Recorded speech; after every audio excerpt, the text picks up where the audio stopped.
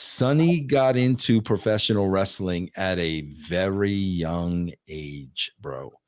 And when you're that young, bro, and you're on the road and you have money and you're really still a kid, that's just, bro, a recipe for disaster, man.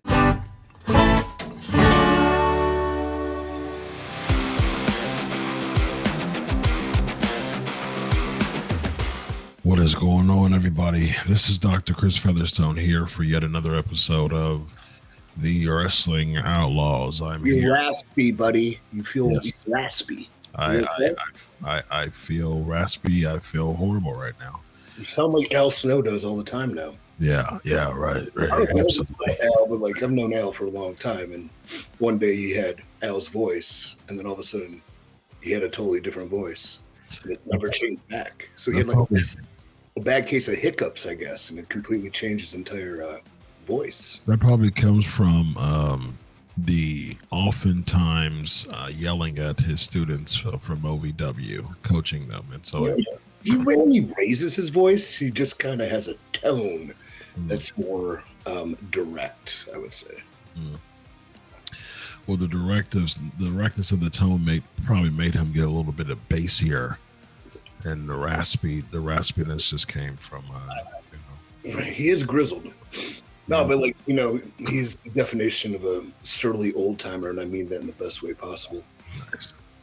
But I understand his plight. Like, I can see people talking to him all the time and asking for his advice, and how many people have never actually taken it. And he's a big influence on me when I'm kind of narrowing down the amount of percentage of people that will do what they say they're going to do, or just talk about doing it.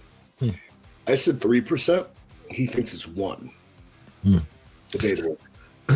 Al Snow deserves to be over by EC3 right now because he's a huge influence to the wrestling business right now. So I think there will be some time, maybe next year, as I continue to merge companies and brands and change the entire spectrum of the sport, that I may meet Al Snow in the ring.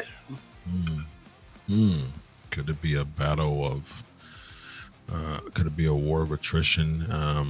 Perhaps I take your company or you take mine.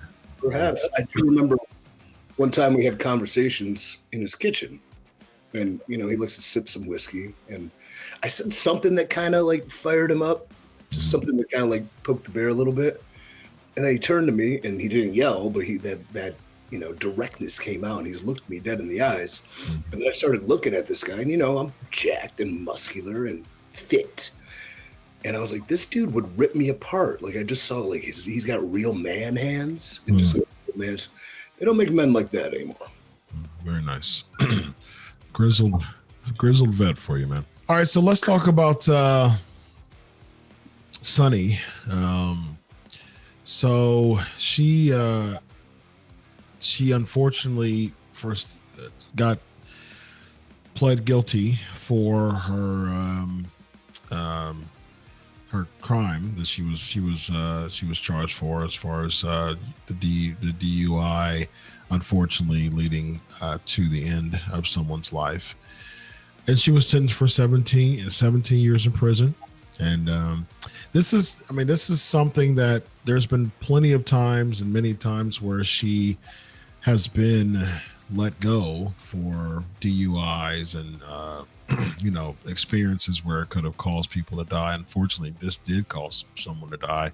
This has been a downward spiral for Sunny for quite some time, and we saw with the Dark Side episodes, with the death of Chris Candido, and even beforehand, there were some things that was swirling around, and it just seems like Sunny never really had an opportunity to. She never gave herself an opportunity to recover. Now, there was a time where she did, and she got voted into the Hall of Fame. She got inducted into the Hall of Fame. But really after that, and even before that, but especially after that, never really recovered from her demons, unfortunately. And now she's spending time in prison, and she's hopefully she gets humbled, by this experience. We'll start with Vince Russo, someone who worked very closely with Sunny. What are your thoughts on this unfortunate situation with her and her charges leading to significant jail time? Yeah, bro. I mean, bro, a guy lost his life, man. Yeah. I mean, and from what I understand, he was a really good dude. I think he was 75 years old, but still had a lot of life left in him. He had a family that loved him. So, like, you can't forget that. Okay. But man, bro, I got to tell you, Sunny got into professional wrestling at a very young age, bro.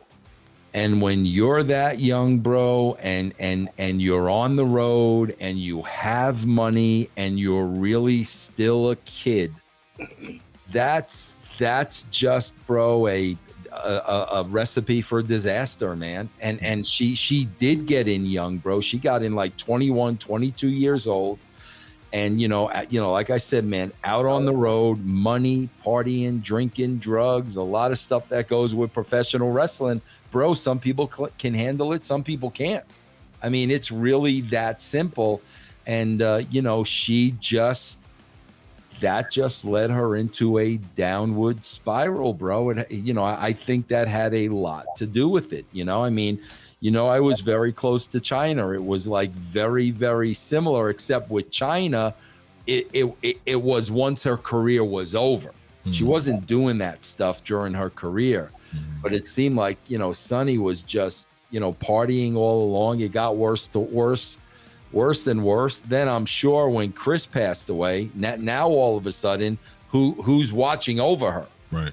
I can't help, bro, but to feel sad because it's tragic, bro. I mean, she's gonna come out of jail when she's 70 years old, bro. Like, but again, they kept locking her up. She kept, breaking probation and the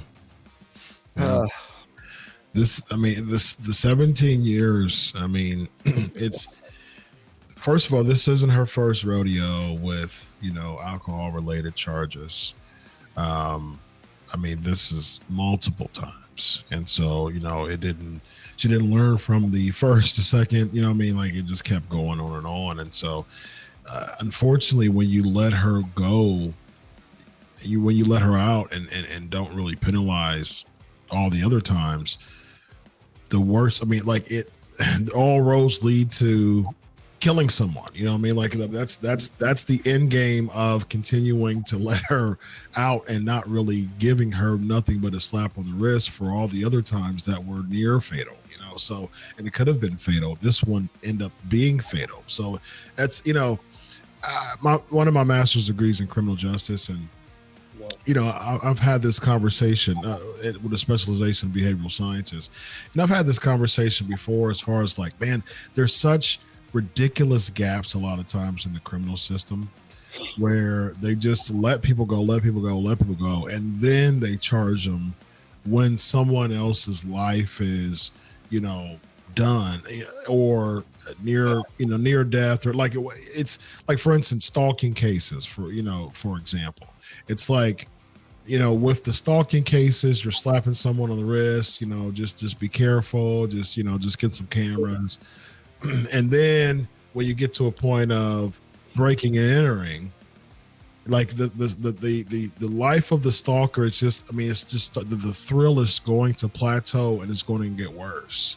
And so like the stalker turns into the voyeur, and the voyeur turns into the vandal, the vandal turns into the theft, the thief, and the thief turns into the sexual, the person who assaults you, and that can even go to, taking someone's life. Unfortunately, the thrill just gets worse and worse. And even in this particular case, the thrill just continues to get worse and worse with that driving, knowing that you're potentially harming someone. Like this is not something that you're totally oblivious to. When you're driving a car after being inebriated, you're potentially harming yourself and or someone else. And so honestly, as someone who this is my area of expertise, I don't have any sympathy for Sunny. I hope, as a Christian man, I hope and pray that, she takes this opportunity to really sober up and to learn from her mistakes. Prison time can do a lot. My dissertation was talking about how how people in prison, find religion, and that causes them not to come back to prison. That was the topic of my dissertation. So I'm very well versed in this stuff, and it can happen. I mean, it's possible. It can happen, and I hope that happens for her. But as far as just,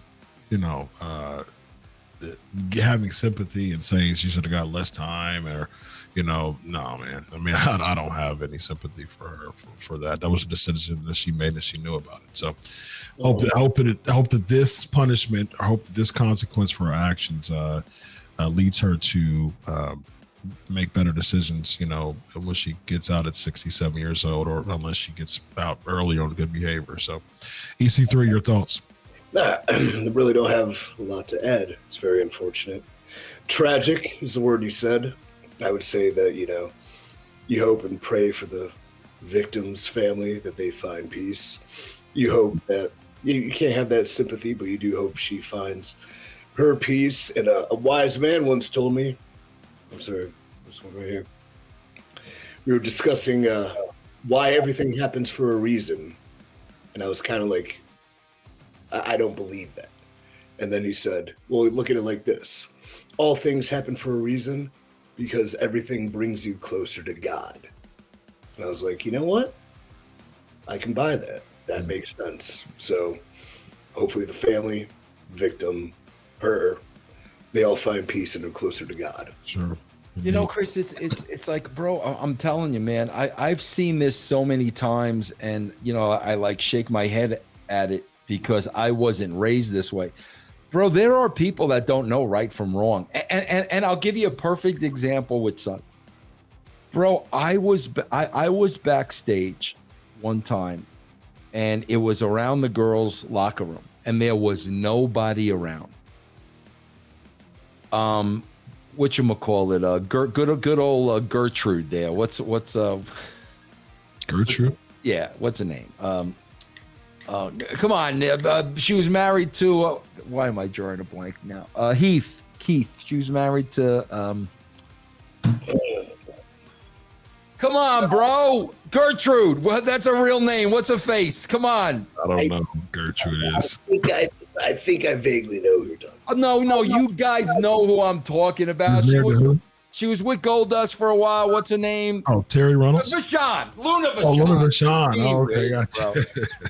So, bro, here's my point, because again, like I really wonder what Sunny's up. Supposedly, bro, I think Sunny's upbringing was that there was a lot of alcohol in her family, from what I understand. But Chris, when you talk about right from wrong, I'll never forget this, bro. I was by the girls' locker room. There was nobody else in sight. Bro, Luna hated Sable and Sunny because she was old school and this TNA diva crap. Like, she hated them with a passion. And I'll never forget, bro, it was in a hallway, and Luna was cutting a promo on Sunny. Now, bro, like anybody with half a brain would know Luna would kill Sunny in like 5 seconds. So Luna's cutting this promo on it. There's no one in sight. And bro, Sunny starts popping back off at Luna. And I'm just standing there because, bro, that's what I'm talking about. Right from wrong. That's what I'm talking about. That's not the right thing to do. She's going to kill you. So, bro, I remember I see this and I'm like, oh my God, she's going to kill her. There was nobody else around, bro. So I got in between them. And I was like, Luna, please. Luna. And Sunny kept mouthing off. Bro, Luna went through me, took me down to the ground to get to Sunny. But that's what I mean, Chris. Some people just don't know. Like, I mean, bro, who's going to drive? Would you guys drive without a license? Would you guys drive intoxicated? Like, we just wouldn't do things like that.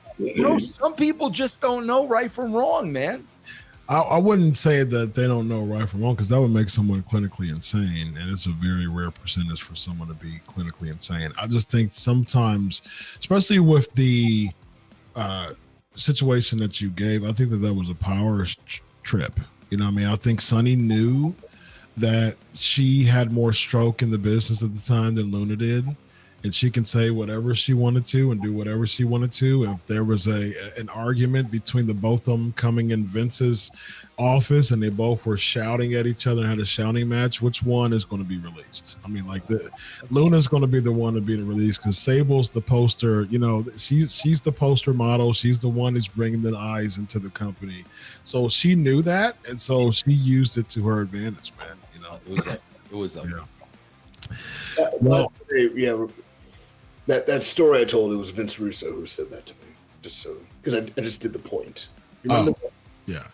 Yeah. Even though me and you're gonna have a side conversation.